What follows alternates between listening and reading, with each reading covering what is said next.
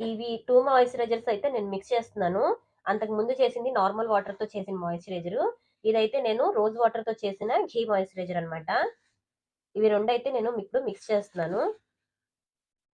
ఇక్కడ నేను ఫస్ట్ చేసిన ఘీ మాయిశ్చరైజర్‌ని, ఇంకా ఇందాక చేసిన ఘీ మాయిశ్చరైజర్‌ని నేను మిక్స్ చేసేస్తున్నానండి. అది కొంచెం గడ్డగా ఉందన్నమాట.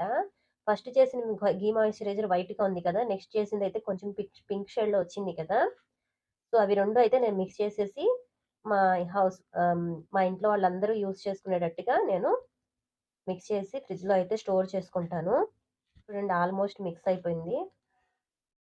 అసలిప్పుడైతే స్మెల్ అనేదే లేదండి అస్సల. ఘీ స్మెల్ అయితే నాకైతే అస్సలు లేదు. ఒకసారి మీరు కూడా ట్రై చేసి చూడండి.